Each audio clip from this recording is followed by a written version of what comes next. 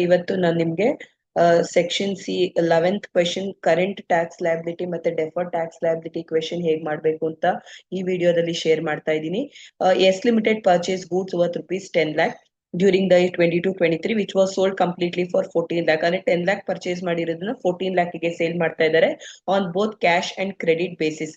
Cash and credit ಅಂತಂದ್ರೆ so ಎರಡು cash ಕೊಟ್ಟಿನು ಮತ್ತೆ ಕ್ರೆಡಿಟ್ ಅಂದ್ರೆ ಸಾಲದ ಮುಖಾಂತರ ಸೇಲ್ ಮಾಡ್ತಾ ಇದ್ದಾರೆ. Cash sales was 6 lakh, credit sales was 8 lakh ಅಂತ ಕೊಟ್ಟಿದ್ದಾರೆ. During the year ₹5 lakh were received from debtors. Calculate current tax liability and present in accounting books as per Ind AS ಅಂತ ಕೇಳಿದ್ದಾರೆ. ಅಂದ್ರೆ ಇಲ್ಲಿ ನಾವು ಪ್ರೆಸೆಂಟ್ ಅಂತ ಕೊಟ್ಟಿದ್ದಾರೆ ಅಂದ್ರೆ ಜರ್ನಲ್ ಎಂಟ್ರೀಸ್ ಒಂದು ಪಾಸ್ ಮಾಡಬೇಕು ಅಂತ. ಇದು ಒಂದು ಕ್ವೆಶನ್ ಮತ್ತೆ ನೆಕ್ಸ್ಟ್ ಕ್ವೆಶನ್ ಕೇಳಿದ್ದಾರೆ. ಫಸ್ಟ್ ಕ್ವೆಶನ್ಗೆ ಆನ್ಸರ್ ಮಾಡೋಣ. ಸೊ ಯಾವ ರೀತಿ ಅಂತಂದ್ರೆ ಸೊ ನೀವು ಕಾಲಮ್ ನ ಡ್ರಾಫ್ಟ್ ಮಾಡ್ಬೇಕಾಗಿರೋದು ಪರ್ಟಿಕ್ಯುಲರ್ಸ್ ಮತ್ತೆ ಅಮೌಂಟ್ ಅಂತ 2 ಕಾಲಮ್ ನ ಡ್ರಾಫ್ಟ್ 3 ಕಾಲಮ್ಸ್ ನ ಡ್ರಾಫ್ಟ್ ಮಾಡ್ಕೋತೀರಾ. ಸೊ ಪರ್ಟಿಕ್ಯುಲರ್ಸ್ ಇದಾದ್ಮೇಲೆ ಅಕೌಂಟಿಂಗ್ ಪ್ರಾಫಿಟ್ ಮತ್ತೆ ಟ್ಯಾಕ್ಸಬಲ್ ಪ್ರಾಫಿಟ್. ಸೊ ಇದು ಎರಡೂ ಬೇಕಾಗುತ್ತೆ ನಮ್ಗೆ, ಅಂದ್ರೆ ನಿಮ್ಗೆ ಅರ್ಥ ಮಾಡಿಸ್ಲಿಕ್ಕೆ. ಸೊ ಕ್ಯಾಶ್ ಸೇಲ್ಸ್ ಅಂತಂದ್ರೆ ಸೇಲ್ ಮಾಡಿದಾಗ ಕ್ಯಾಶ್ ಬರುತ್ತೆ. ಸೊ ಎರಡೂ ಬುಕ್ ಅಲ್ಲೂ ರೆಕಾರ್ಡ್ ಮಾಡ್ತೀರಾ 6 lakh ಅಂತ. ಕ್ರೆಡಿಟ್ ಸೇಲ್ ಅಂತಂದ್ರೆ ಸಾಲದ ಮುಖಾಂತರ ಸೇಲ್ ಮಾಡ್ತಾ ಇರೋದು, ನಮಗೆ ದುಡ್ಡು ಬಂದಿದ್ರೆ ಮಾತ್ರ ಟ್ಯಾಕ್ಸ್ ನ ಪೇ ಮಾಡ್ಬೇಕು, ಹೌದಲ್ವಾ? ಬಂದಿಲ್ಲ, ಸೊ ಅದಕ್ಕೆ ಅಕೌಂಟಿಂಗ್ ಬುಕ್ಸ್ ಅಲ್ಲಿ ನಾವು ಮಾತ್ರ ತೋರಿಸ್ತೀವಿ.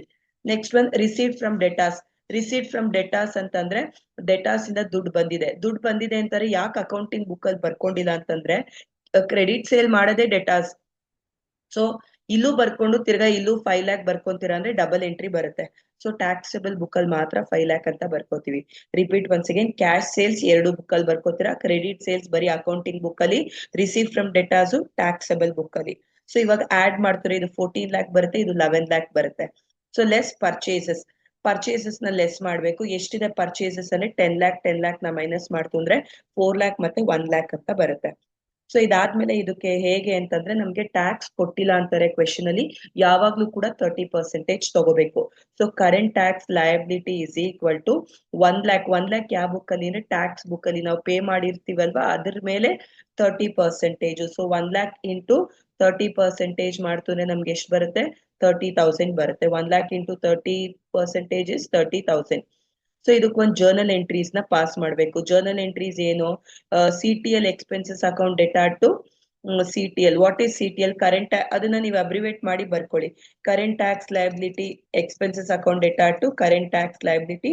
ಸೊ ಇದಕ್ಕೊಂದು ನರೇಶನ್ ಬೀಂಗ್ CTL ರೆಕಾರ್ಡೆಡ್. ಅಂದ್ರೆ ಕರೆಂಟ್ ಟ್ಯಾಕ್ಸ್ ಲಯಬಿಲಿಟಿ ರೆಕಾರ್ಡೆಡ್ ಅಂತ ಬರ್ಕೋಬೇಕಾಗುತ್ತೆ, ಅಂದ್ರೆ ಬರಿಬೇಕಾಗುತ್ತೆ. ಈ ರೀತಿ ನಿಮ್ಗೆ ಕೇಳ್ತಾರೆ ಒಂದು ಕ್ವೆಶನ್. ಇದು ಸೆಕ್ಷನ್ ಬಿ ಯಲ್ಲೂ ಕೂಡ ಶಾರ್ಟ್ ಕಟ್ ಮಾಡಿ ಕೇಳ್ತಾರೆ. ಸೊ ಇದು ನಿಮ್ಗೆ ಯೂಸ್ಫುಲ್ ಆಗುತ್ತೆ ಅಂತ ಅನ್ಕೋತೀನಿ.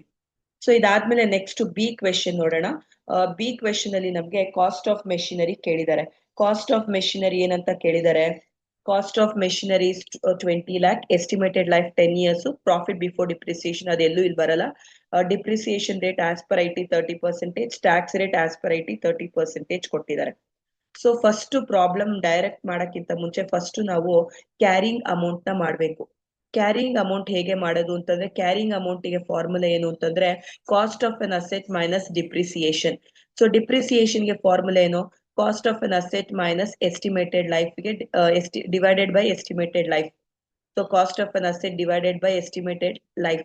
ಸೊ ಕಾಸ್ಟ್ ಆಫ್ ಅಸೆಟ್ ಎಷ್ಟು? 20 lakh ಡಿವೈಡೆಡ್ ಬೈ 10 years ಮಾಡಿದ್ರೆ ಎಷ್ಟು ಬರುತ್ತೆ? 2 lakh.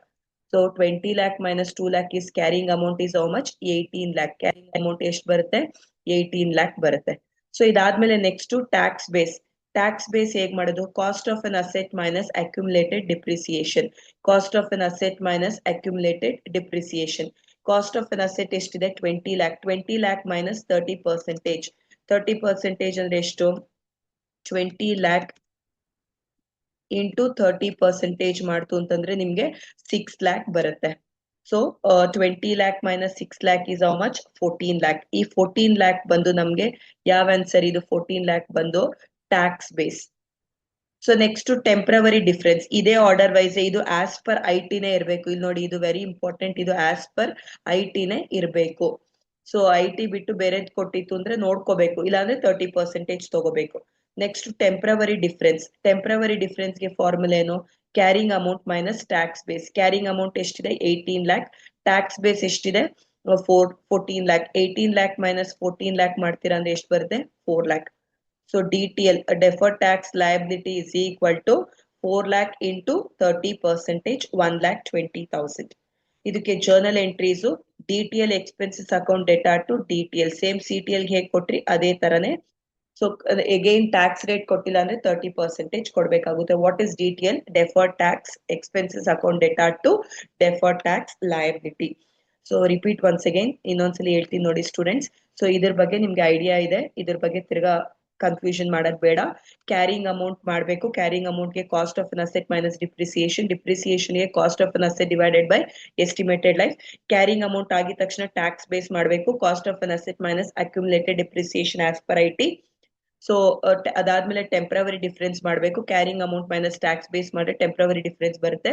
ಆಮೇಲೆ ಡೆಫರ್ಡ್ ಟ್ಯಾಕ್ಸ್ ಲಯಬಿಲಿಟಿನ ಕ್ಯಾಲ್ಕುಲೇಟ್ ಮಾಡಬೇಕು, ಜರ್ನಲ್ ಎಂಟ್ರೀಸ್ ಕೊಡಬೇಕು. ಸೊ ಇದು ಸೆಕ್ಷನ್ ಸಿ ಯಲ್ಲೂ ಕೂಡ ಕೇಳ್ತಾರೆ, ಸೆಕ್ಷನ್ ಬಿ ಅಲ್ಲಿ ಸಬ್ ಕ್ವೆಶನ್ ಆಗು ಕೂಡ ಕೇಳುವಂತ ಚಾನ್ಸಸ್ ಇದೆ ಸ್ಟೂಡೆಂಟ್ಸ್. ಮೋರ್ ವಿಡಿಯೋಸ್ಗೆ ನನ್ನ ಚಾನೆಲ್ ನ ನೋಡ್ತಾ ಇರಿ. Thank you.